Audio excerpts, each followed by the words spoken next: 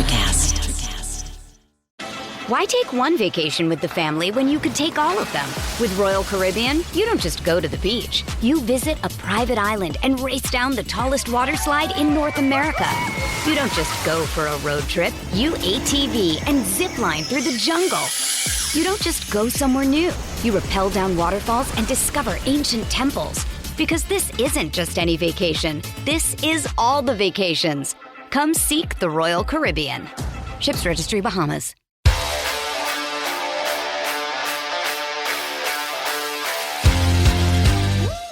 Welcome to Missing the Point, a show about sports by sports fans, put on and produced by a sports fan, thought about and conceived and conceptualized by sports fans, bled into, sweat into about sports fans. And today we're going to be talking politics. Just kidding. Obviously, we're talking about basketball. What else would we be doing here?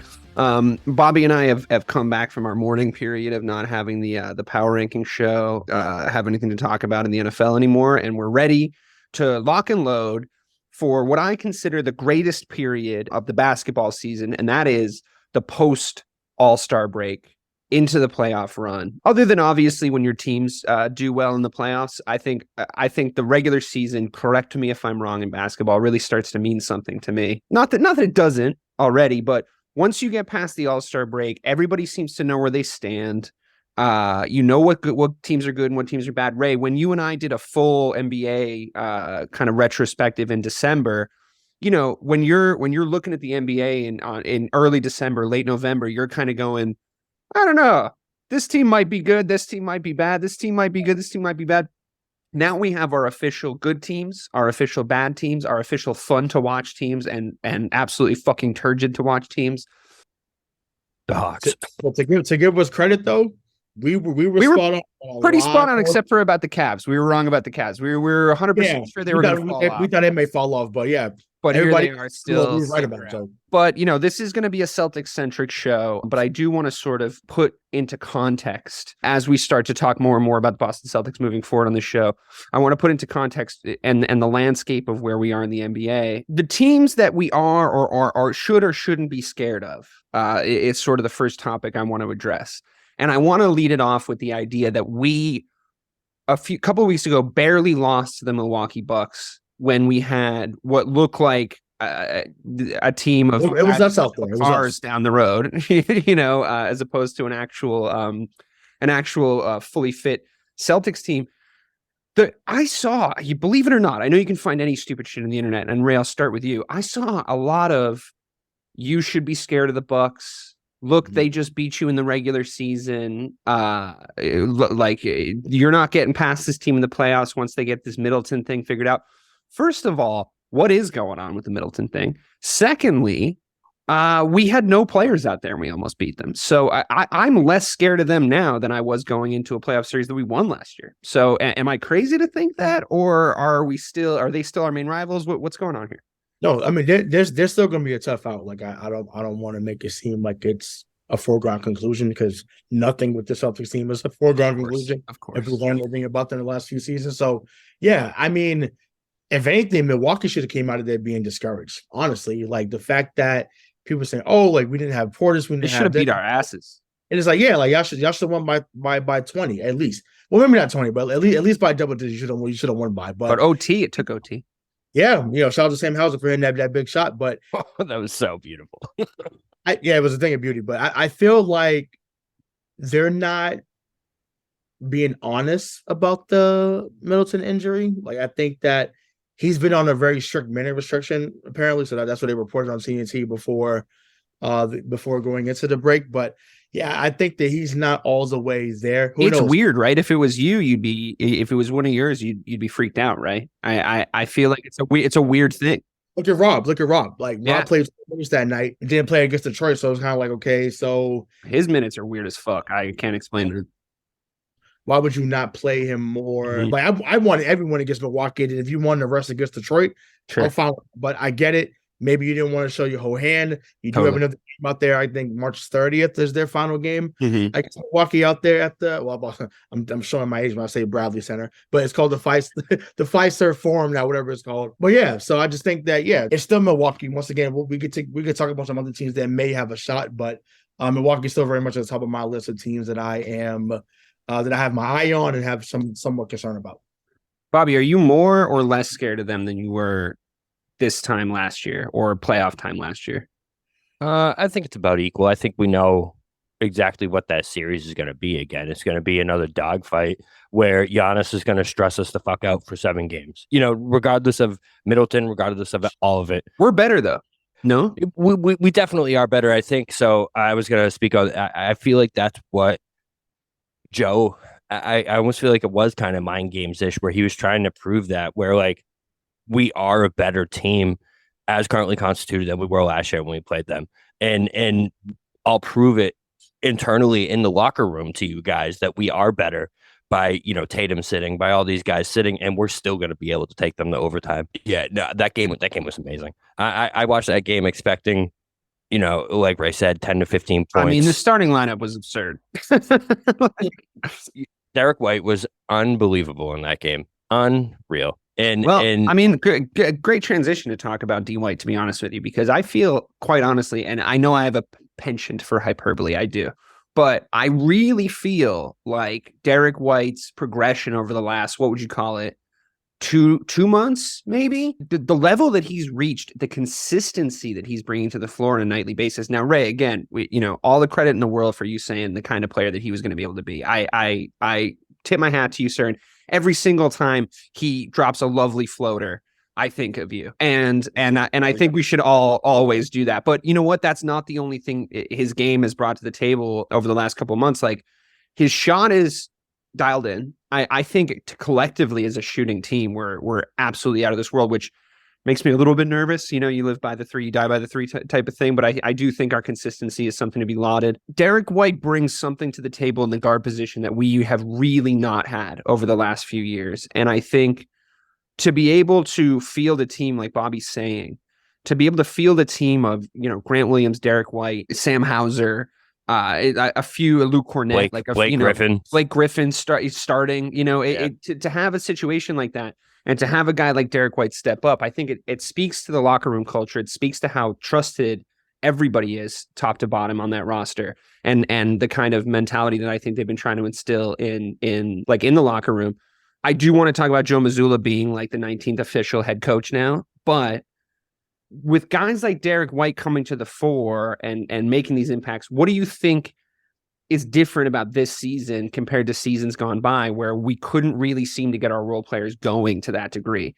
I mean, it might be insulting to even call Derrick White a role player at this point, but we couldn't seem to get our bench going to that degree in the past. We always had to rely. If it wasn't going to be Tatum and Brown, there's no way we're winning a big game against the Milwaukee Bucks or someone of their ilk. So what do you think has changed culture-wise? Do you think it's just that the best players are better? Do you think Joe Mazzulla's had an impact on it, or do you think all of the above? Or we just have better role players, maybe? I just think it's exactly what you just said last. We have better role players, and there's nothing more powerful than a guy playing in the slot in the minutes that he's supposed to be playing. There's nothing that's sunk a Celtics team in the past than guys playing above what their role is and playing roles that they're not supposed to be playing. We've talked about it so many times, the Tremont Waters playoff experience. You know what I mean? Like that's such a thing of the past at this point. And I feel like that's what Derrick White has thrived off of this year is like now with the Brogdon addition, right? And with Smart, Derrick White is free to be Derrick White. Last year he got put in situations where sometimes he's relied on the ball too much. He's relied Marcus on Smart more. getting injured has been the best thing to happen to Derrick White, maybe. Yeah, it's been awesome to see him thrive in the role that he's been in, man. And it's good to know that, he can run that second team because that's what he's been doing. You know what I mean? And he can even run the first team if you need him to. He's been playing awesome off the ball with Tatum. The Derrick White, Jayson Tatum pick and roll has been deadly in the past few weeks. So it's been awesome to see, man. But that to me is what it's been, is the role players fitting in where they belong. You know what I mean? You have guys like Sam Hauser who, once he gets those 10 to 15 minutes is hitting those shots. You have guys like Blake Griffin who's come in and just been a godsend for Al's knees and Al's legs, playing those 3 to 4 nights, 19 minutes a game. It's just been awesome to see the role players filling the roles perfectly that they're supposed to be filling. There's got to be something though, Ray, right? Like there's got to be something in the system and something in the water over there that's making it so that Blake Griffin is playing the best basketball of the last 7 years. Guys like Moose coming in and having a bigger impact in a bigger market on a better team than he had where he came from. Guys like Derrick White finding their feet and hitting their ceiling, the kind of ceiling you purported him to have, but where he wasn't hitting in other places, like in Texas. You know what I mean? So what is it that is it cultural? Is it coaching? Is it system based? Or is it the fact that they're looking at two guys that are the best players in their team and saying, oh, those guys are giving us the opportunity to win? What is it? Yeah, I mean, I think it's a mix of everything, man. Like I think guys are comfortable. Guys are comfortable in their roles. Yeah, well said. And they're bought into their roles. Like, so if you're thinking, okay, if I do my part, we have a chance to win. So whether that's Tatum, Brown, White, Brogdon, Rob, Al, whoever, right? So you go from 1 down to 15. Like, if I do my part in my 3 to 5 minutes, if I set this pick, if I set this, if I hedge this screen, if I make this right pass at this angle, right? So all the little nuances that they may have missed last year or in years past, like it's all coming together at one time. And I want to share something that I heard from Kenny Smith a while ago that talked about when because obviously he was a role player, won back-to-back championships in Houston. And he said, everybody in the NBA has been a star at some point in their lives. So whether it's high school, whether it's college, maybe playing on a bad team. And that's what we're seeing with Malcolm Brogdon. We're seeing it with Derrick White. Like, obviously, Malcolm Brogdon was a star at VA. Derrick White was a star at Colorado, under Tad Boyle, because Eddie House talks about all the time over there, right? So coming from good coaching, then you playing with Pop, right? So he's taking all the things that he learned from other places, then bringing it here. And because like I said, this team is locked in on winning, not just making the first round, not just making the second round. Like, they got that taste that Marcus Smart talked about. They got the taste, and now they want that experience time and time again.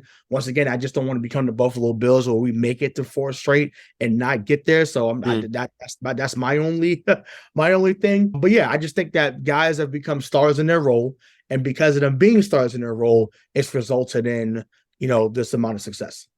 I do want to give a little bit of credit, or even a lot of credit to Joe Mazzulla, though. I think that the circumstances we were put in, I think that we were all a little reticent to say it out loud because we didn't want to sort of speak it into reality. But when the Ime Udoka stuff happened at the worst possible time in the offseason, right before we were about to get things going, the way that the organization is structured and the way that the news was sort of drip fed out to us, we didn't really have any idea then how it was affecting the players, what the players' reactions were, how they were viewing the situation, how Joe Mazzulla was viewed or respected or not in the locker room. And I think what we see now is that maybe the Celtics of 2 years ago, if that had happened with Ime, they might have looked at it as an excuse to quit. Maybe the Celtics of 3 to 5 years ago, if something like that had happened, they would have been too young, too inexperienced to continue with the culture of winning that they had just established with Ime. Yeah. I think that this team, Tatum and Brown, they are still young. I don't think that's going to be an excuse anymore going forward. I think that they have the experience now in the postseason where it's like, well, whatever your age and years is, they're both 50 in basketball years at this point. So, and I don't mean that in a body toll way. I mean that in an experience way, in a good way. And I think what they have sort of been saying over the more relaxed All-Star break, and we can talk a little bit about how fucking awful of an All-Star weekend that was if you want, but what they kind of came out with is this idea of they got stronger as a unit when that happened. Like that happened to them collectively. And they're not coming out and saying this sort of exactly because it's a difficult thing to navigate. It's a difficult thing to say out loud. Like, yeah, sorry for whatever happened to those women.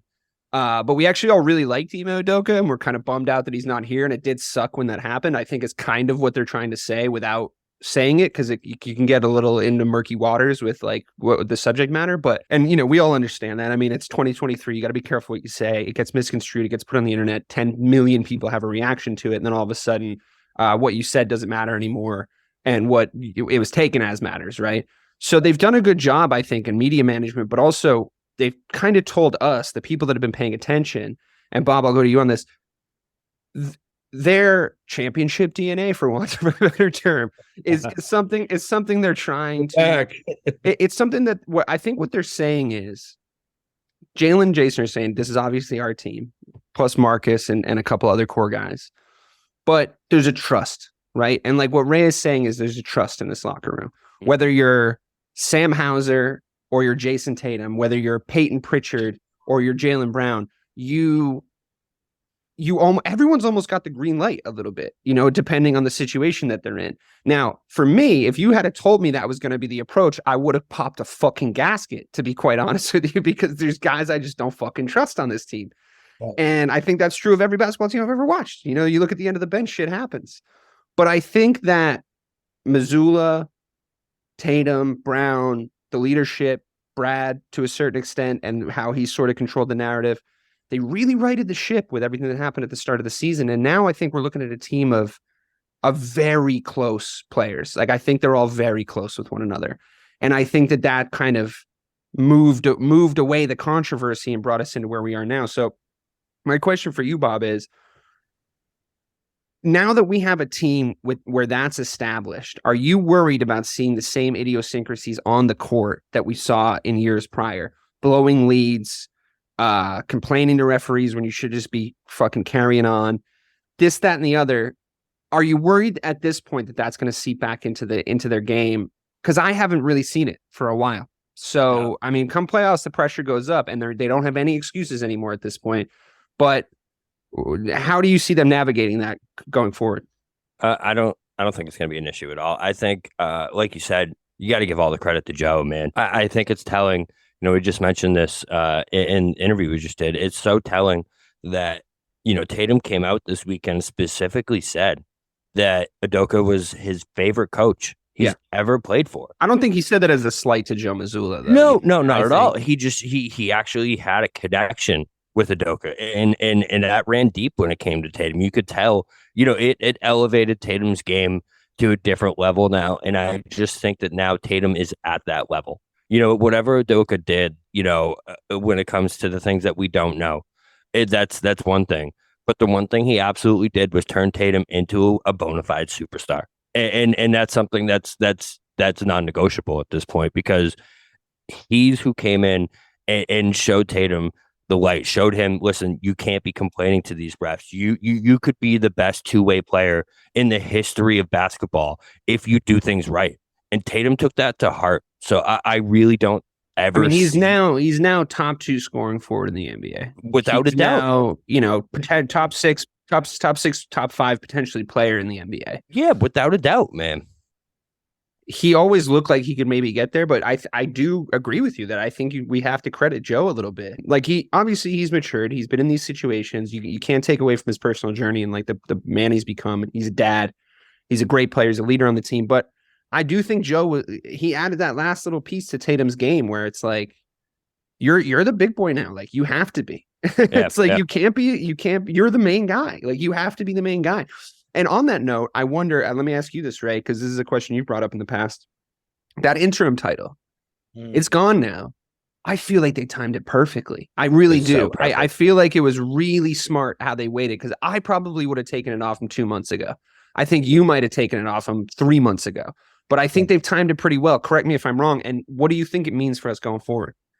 Yeah, I think that it matters that they put that trust in him. And I think just human nature, you start to wonder, like, okay, like, do they believe in me? Do they believe in what we're building here? And obviously he was an assistant under Brad. So Brad knows his mannerisms. He knows his work ethic. And it has spilled over to what's going on with this team currently. And, he's instilled confidence. He's instilled, great out of timeout plays. But once again, it makes sense because Brad was phenomenal. I feel like we've been really lucky with coaches able to draw plays out of timeouts. I feel like I always really like Doc's plays that he ran. I know certain people have criticisms of the kind of plays that Doc Rivers ran, but I always really liked him coming out of timeouts. I always loved Brad Stevens coming out of timeouts. I always loved Ime Udoka coming out of timeouts, and I love Joe Mazzulla coming out of timeouts. I feel like we've been really good at that, honestly. Well, just to that Doc point, first thing that came to my mind, I remember a game against Miami. You're gonna say the layup, right? The Rondo layup. The Rondo alley-oop. Unbelievable. But the fact that we can still go back to that, lets us know that it was a phenomenal play that was drew up. What 0.5 seconds? You should have dunked it, but yeah. Yeah, it was kind of hard to get over. I know.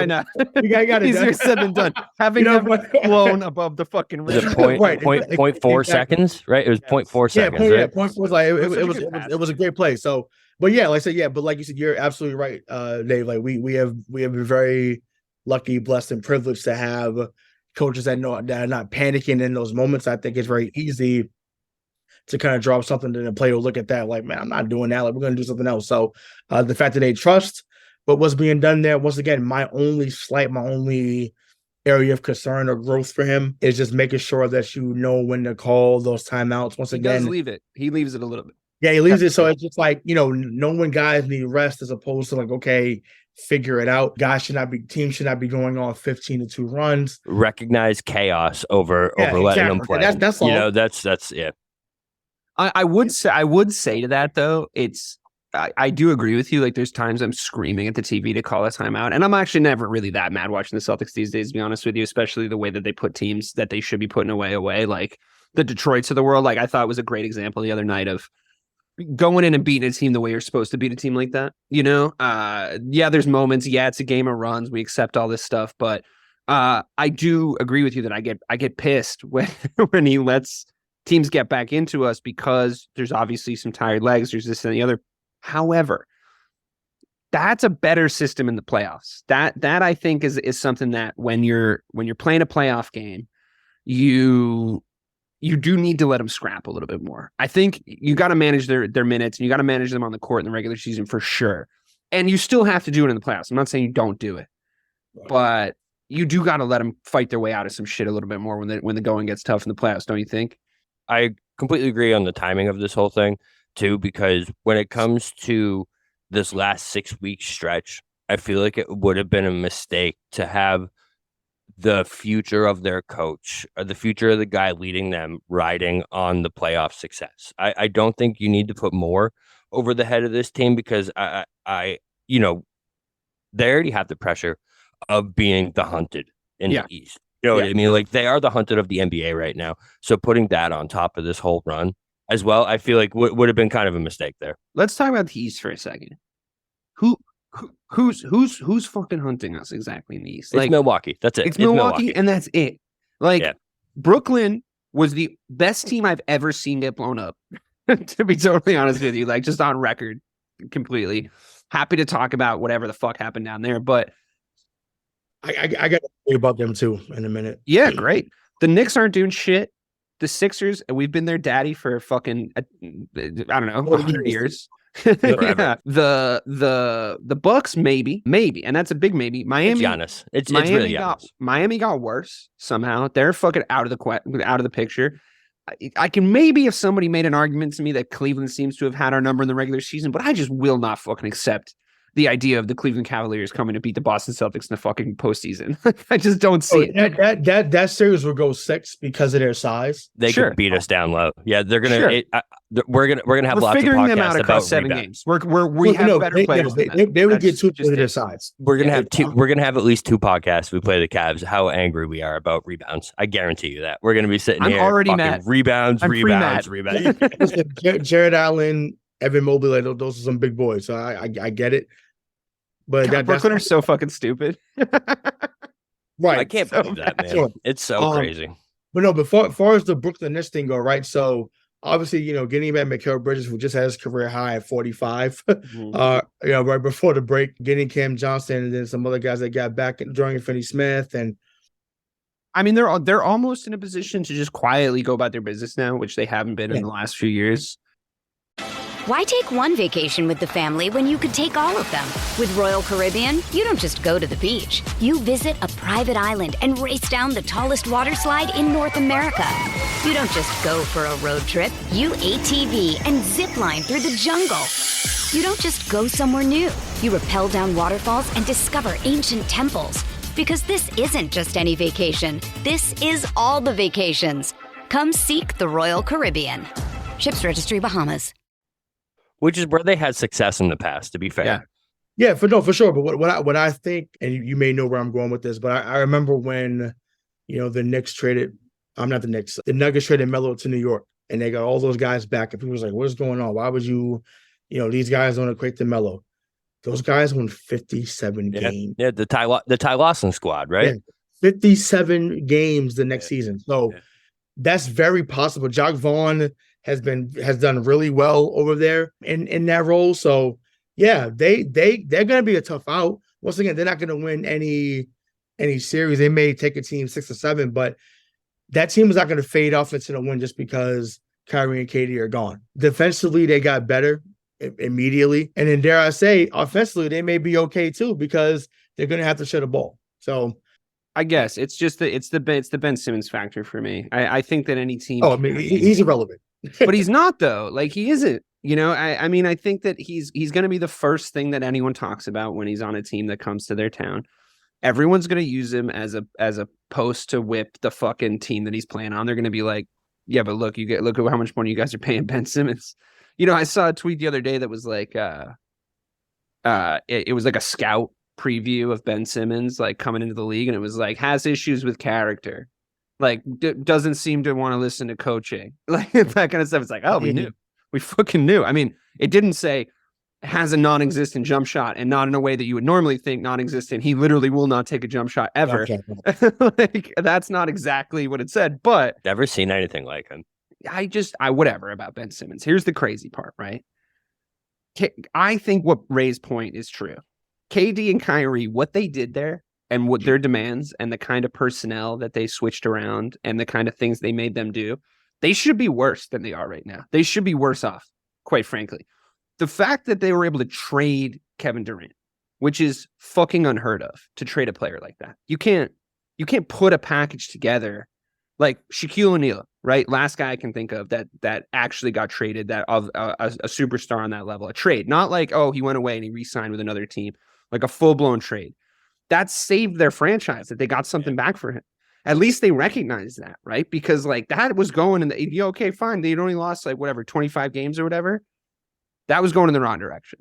Like that was very clearly going in the wrong direction, no matter what you did. And now all of a sudden, Phoenix are favorites coming out of the West. The Nuggets are scary coming out of the West. Phoenix are scary coming out of the West. There's teams out there that I'm legitimately not looking forward to seeing in the finals if and when we make it. So the East, okay, but I watched us beat Milwaukee already. I watched Milwaukee barely be able to beat us with our fucking with the team at the Hertz rent-a-car down the street coming to play for us instead of our actual basketball team. The 76ers, like we said, I think that they pay us to smack them at this point. Like, I think that we absolutely fucking own them. I think it's bad. I think Joel Embiid, I think he's one of the most talented big men I've ever seen play the game, but I think that there's obvious issues with the teams around him and the amount of minutes you can put in his legs and rely on him to produce at that level.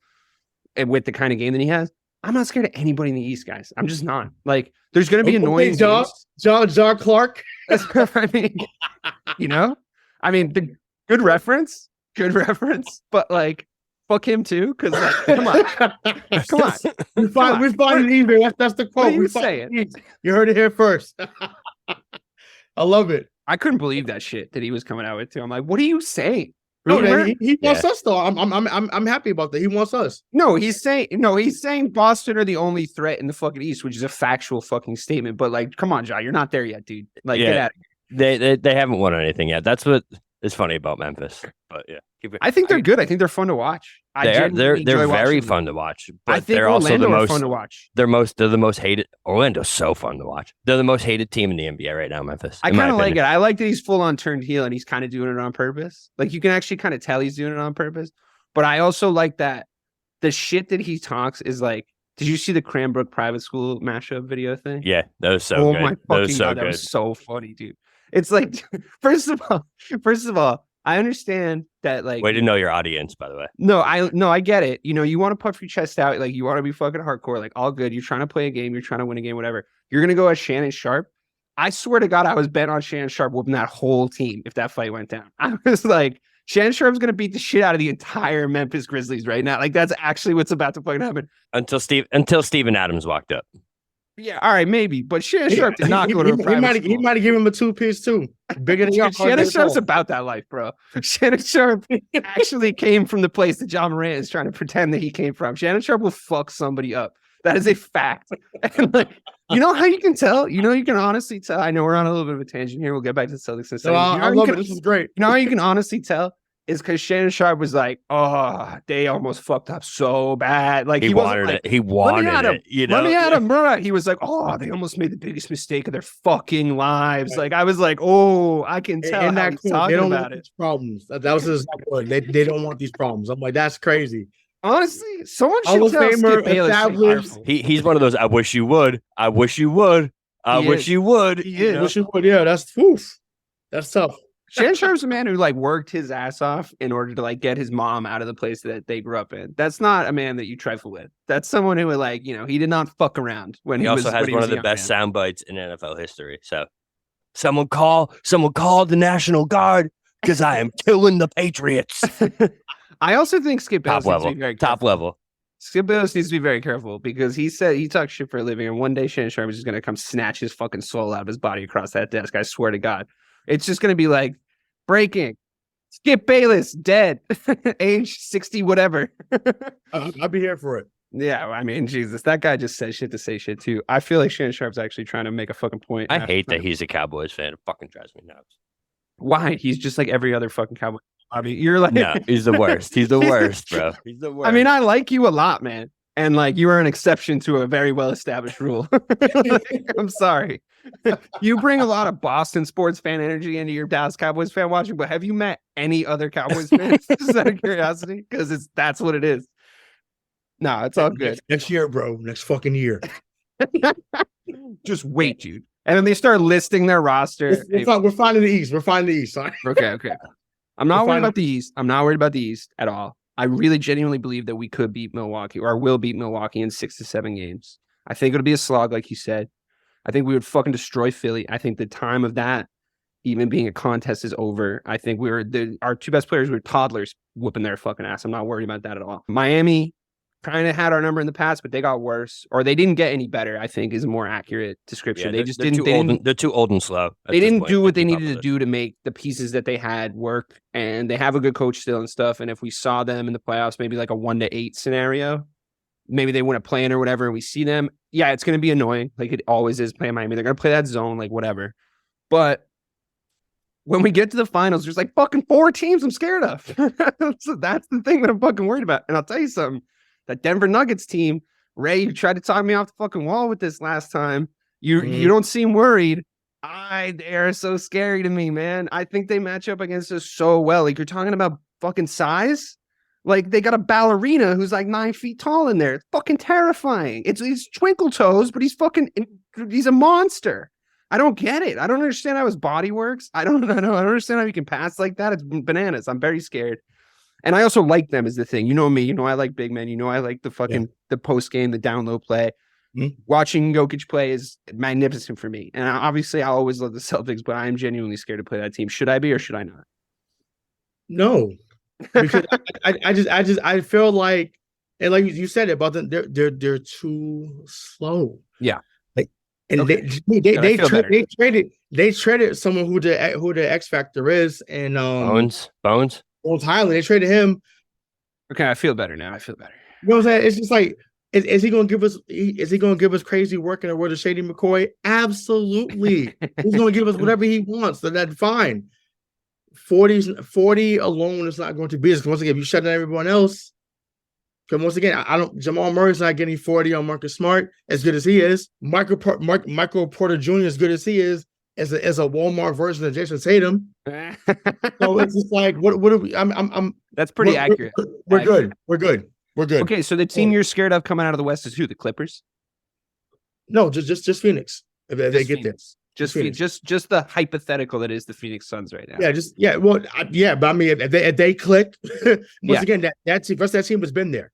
So and KD's coming, he's been there too. So okay, well, let me say one thing. And like here's the thing. If it's not going to be the Celtics, if the Celtics aren't going to win a championship this year, and you come to me and you tell me right now there's a prophet outside and he says it's not going to be the Celtics, pick another team.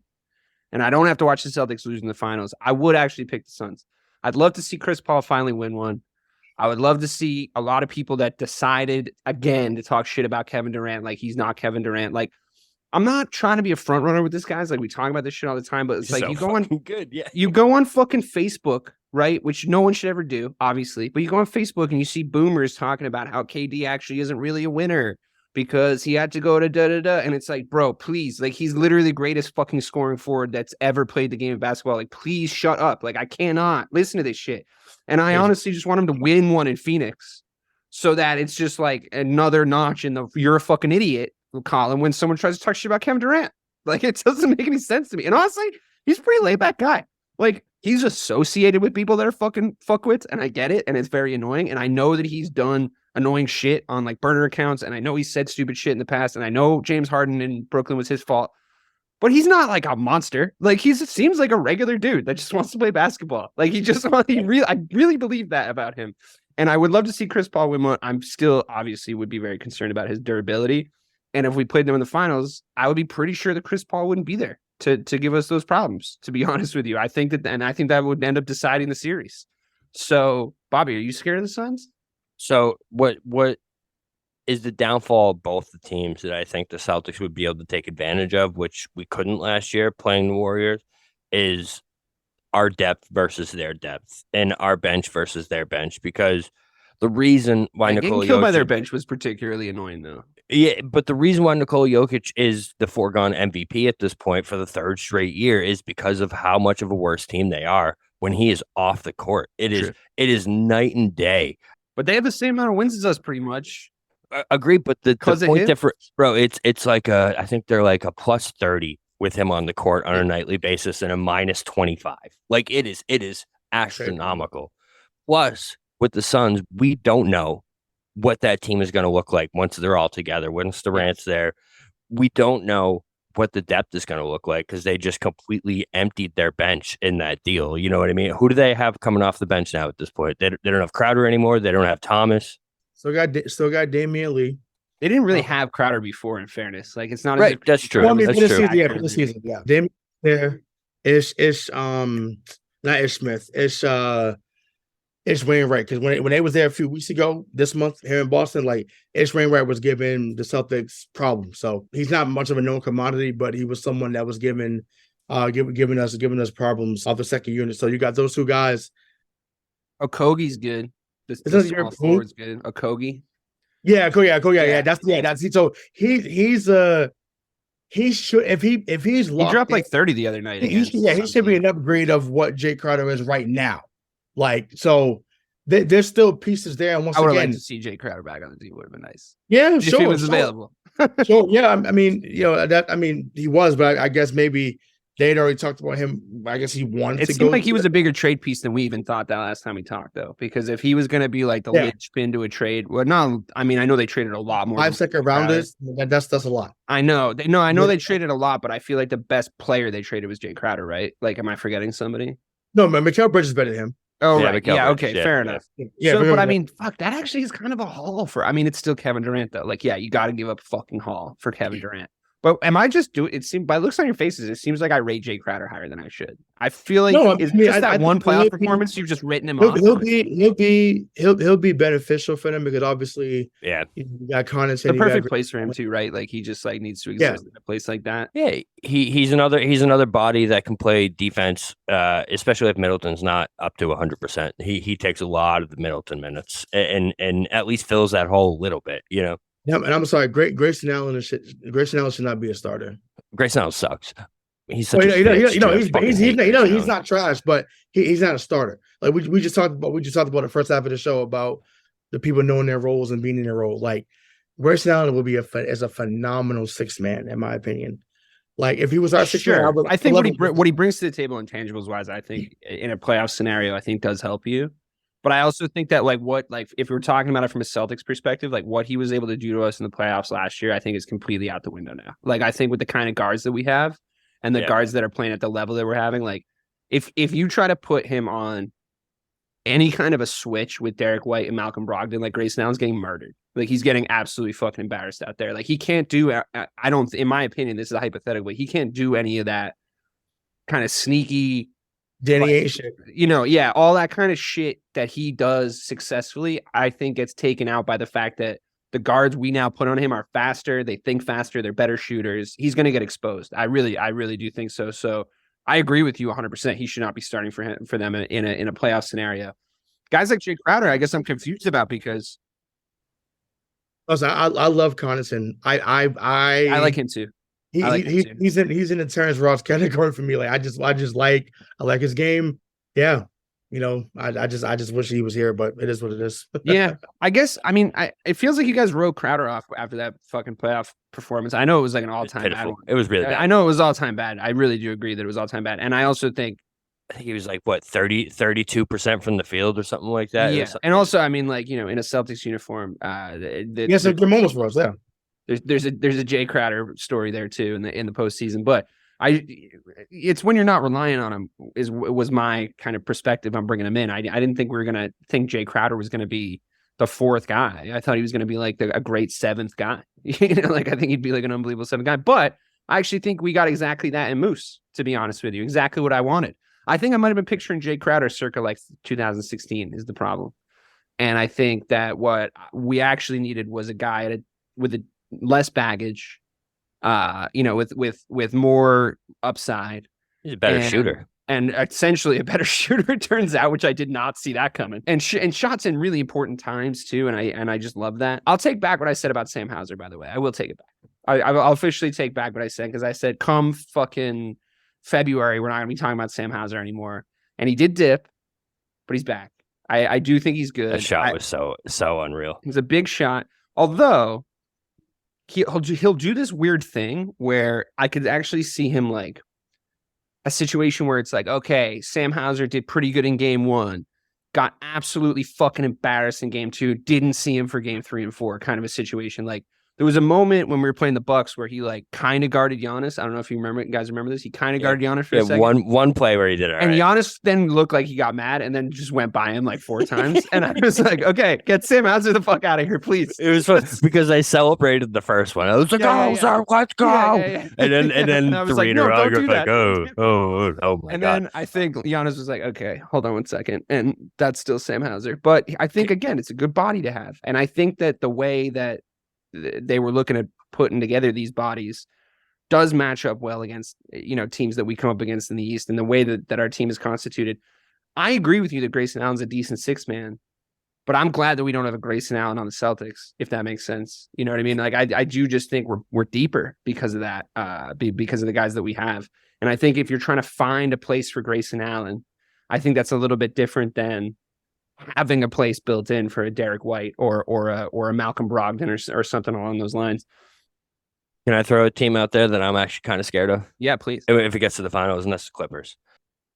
I was asking Ray if you're scared of the Clippers. Didn't seem scared at all. I am, just because of what caused their downfall last year, and that was the legs of Tatum and Brown. And if we get to an NBA Finals where we have to play the veteran versions of Tatum and Brown and Paul George and Kawhi Leonard, I think that would be a tough matchup for us. We already saw it in the regular season where, they came at us with everything they had and Celtics didn't have an answer. So, I do think that scares me a little bit. The other one is people are down on them right now. That's the Grizzlies. I just think Dylan Brooks and what's the other guy's name? Who's the other wing over there? Wait, sorry. Dylan Brooks, the Grizzlies. Dylan Brooks and fuck is his name? John Morant's the only person that matters. Well, that's true. But I feel like that they could match up well against Tatum and Brown, kind of like Kuminga and Peyton did last year when it came to the Warriors. So, I get worried about those two. You mean Bane? Were you talking about Bane? Bane, yes, Bane. Thank you. So Dylan Brooks and Desmond Bane. I feel like they can match up well with them. That's what worries me. Is putting Tatum and Brown against people where they have to put full effort both ways on legs that have been playing 40 minutes a game through 3 7-game series, just like we did last year. Yeah, I have a worry about that. That's too, what worries about think, those two. I think what we do to teams, the way we're able to set up two-way wings against every team in the NBA is like why we're able to just run them off the fucking boards every single time. And we can't do that against them. I think that we could still do that against them, though. Is the thing, because I think that like at the end of the day, if Kawhi and Paul George cancel out Jayson Tatum and Jaylen Brown, the rest of our team is so much fucking better than that Clippers That's team. true. Like so much better than that Clippers team. And I think that our two guys also know how to involve their team better than those two guys, because those two guys have played a collective 17 fucking minutes for the goddamn Clippers together. So I just like, I can't think that they have better team chemistry than us. My only question about that, right? So, like I said, we know what Kawhi's done, but that goes without question. Since the 2014 conference finals, give me the signature Paul George moment. Yeah, no, I agree. I'm taking Damian Lillard hitting a 3 in his face. Is that? Well, I think that's number one, right? Oh, that was a bad shot. No, your ass. It's like your ass got cooked. Yeah, no, I agree. I think he played decent after Kawhi went out. He did. That's last fair. year's playoffs. I do think that, but I also think he's always been a little bit of a garbage time player, to be honest with you. So if they got Indiana Paul George against us, then yeah, I'm like I'll be on here crying about how we couldn't fucking get it done. I'm taking Jaylen Brown over him every time though at this point. Well yeah, now. But of course now. But now is now. He played his best basketball of his career next to Russell Westbrook. Yeah. So I mean, there's cause to pause for that. But I mean, other than that, once again, forgot he just got there. Does Kawhi want to dominate? Because if he wants to dominate, then they're going to be Phoenix. They're going to be everybody else too. If we're being honest, I just don't see a path where they care enough to get there. I agree. That's the problem. If they're locked in for these final 25 games, yeah, you could book it right now that the LA Clippers will go to the finals. Sure, you book it right now. On paper.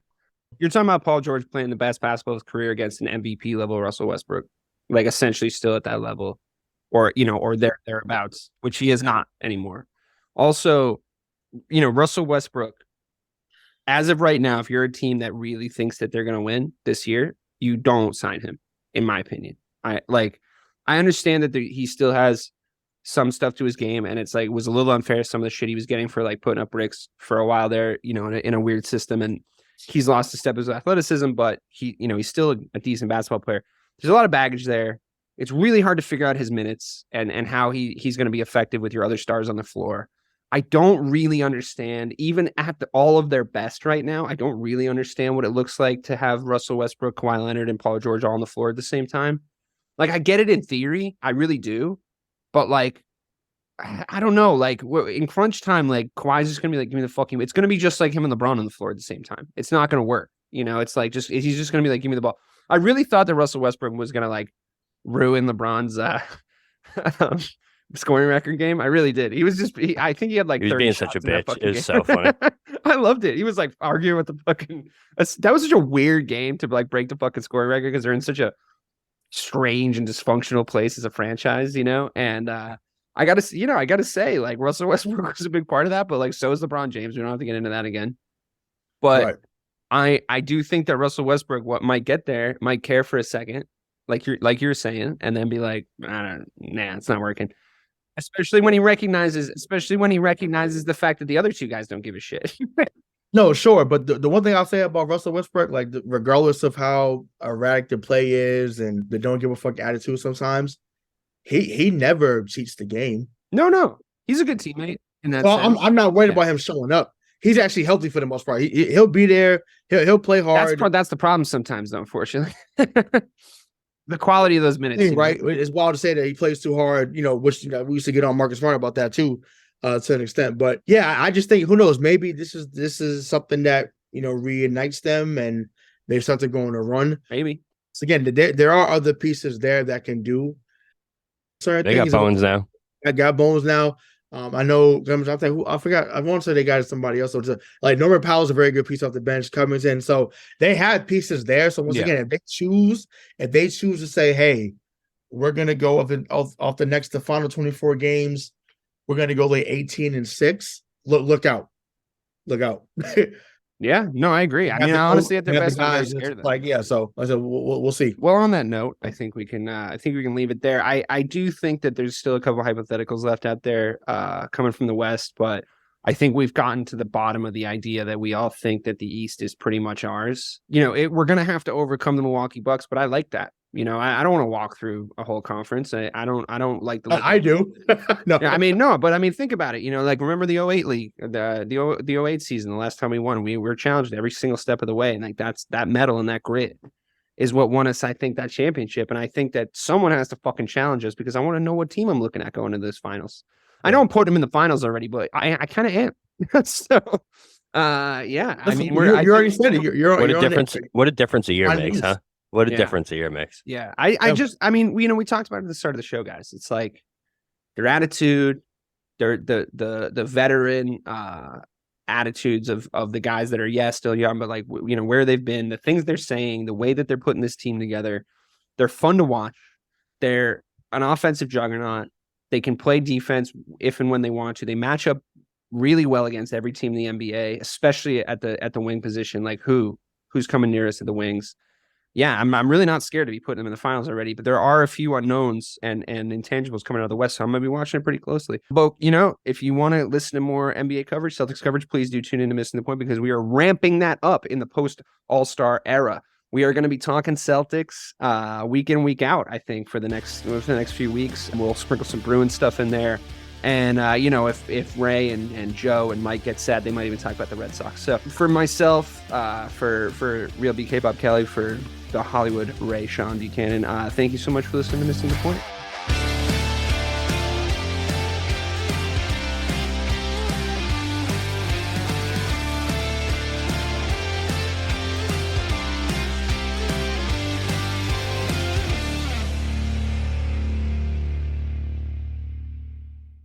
Miles, are you ready to record our promo for Season 2 of the Wannabet podcast? David, have you ever seen a grown man naked? Miles, we're not here to quote lines from Airplane. We're here to tell people that Season 2 starts August 18th.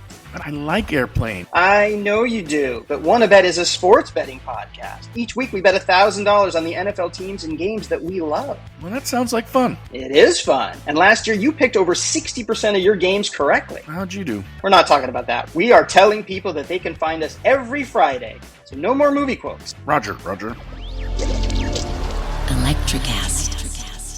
Miles, are you ready to record our promo for Season 2 of the Wannabet podcast? David, have you ever seen a grown man naked? Miles, we're not here to quote lines from Airplane. We're here to tell people that Season 2 starts August 18th. But I like Airplane. I know you do, but Wannabet is a sports betting podcast. Each week we bet $1,000 on the NFL teams and games that we love. Well, that sounds like fun. It is fun. And last year you picked over 60% of your games correctly. How'd you do? We're not talking about that. We are telling people that they can find us every Friday. So no more movie quotes. Roger. Electricast.